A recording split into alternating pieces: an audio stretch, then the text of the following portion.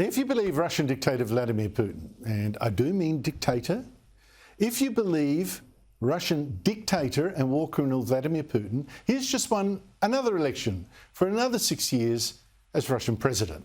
And he won it with an amazing, unbelievable, truly unbelievable 88% of the vote.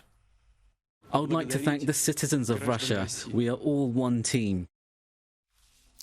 Now, I guess 88% is the kind of result you would get when you make criticising your war in Ukraine a criminal offence, when you have just killed your main opposition rival, Alexei Navalny, when you have arrested or silenced many others, when you've arrested protesters against you, when you censor newspapers and television stations, and you engage in massive vote rigging.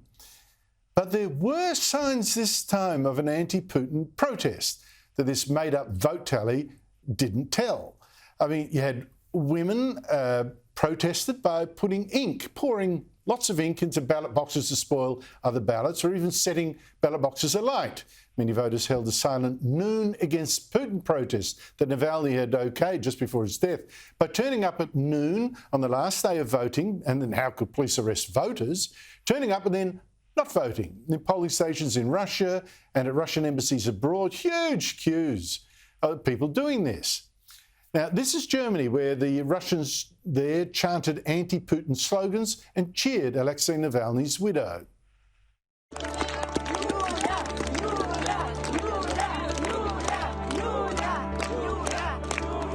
Joining me is the country's top foreign affairs writer, Greg Sheridan of the Australian newspaper.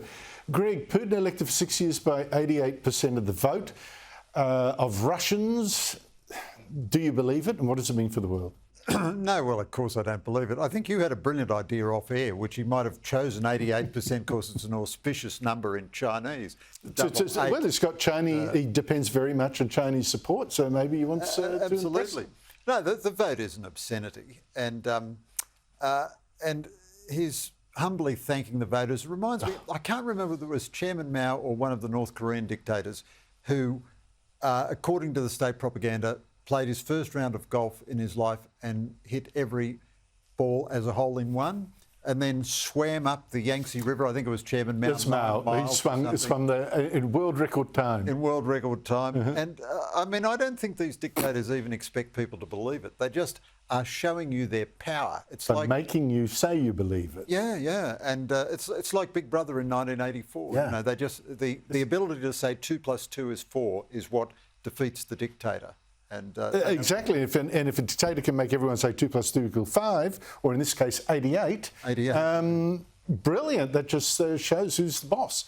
Putin is killing and is rigging his way to election wins like this.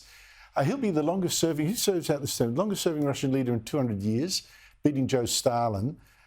Meanwhile, this is the leader of the West, the free world, President Joe Biden. Have a look. That Netanyahu should go.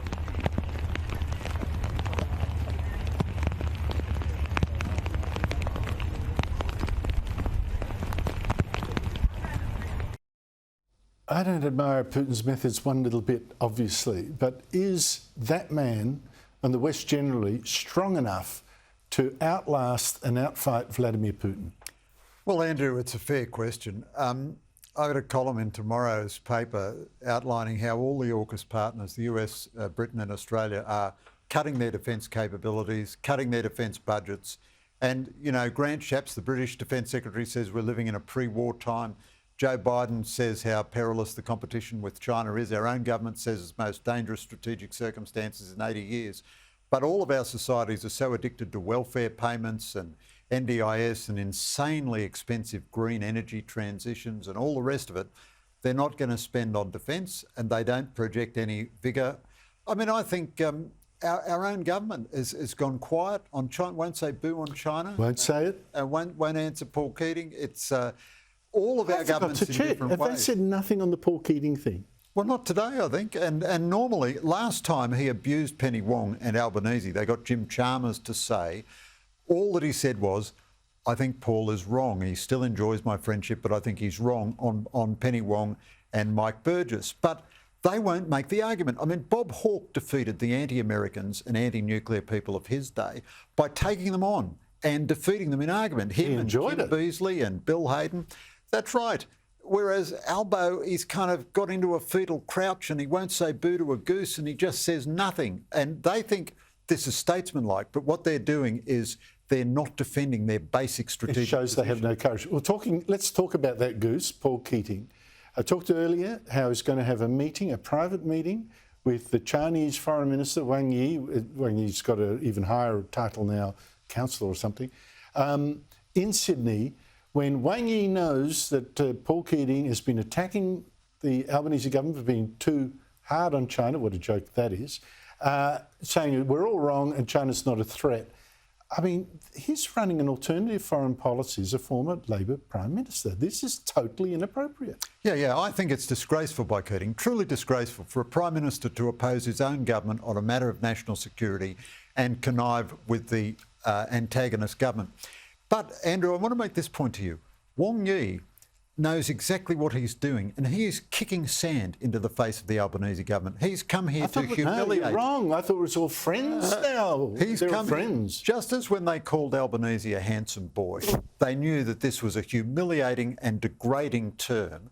So now they are saying, yes, we're going to welcome you Australians back now that you admit the error of your ways, and we are going to embrace your most vicious and aggressive and contemptuous critic who talks of you all the time in tones of contempt and contumely, and we're going to say what a wise and wonderful man he is, and we know this is going to overshadow our meeting with you, and we're doing this to show you who's boss. And my guess is the Albanese government will just say thank you for coming, God bless you, please lift our wine tariffs, and that'll be it.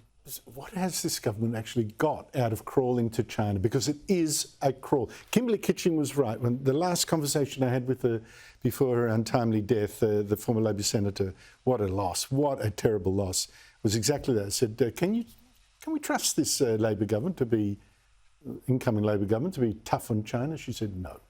For the first 6 months, they were pretty good, but then they completely lost their nerve. I think the Voice did them a lot more harm than we think, losing that referendum. And they're very conflict averse.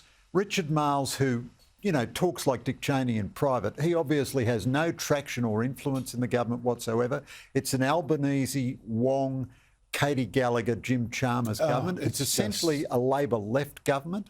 And even when they recognise that someone like Keating is talking complete rubbish, they won't have a fight about it. Well, that's because they're scared in part of what Keating might do. And of course, Albanese is an admirer of Paul Keating. I mean, oh my God, it's all tribal. Greg Sheridan, thank you so much indeed for your time. Thanks, Andrew.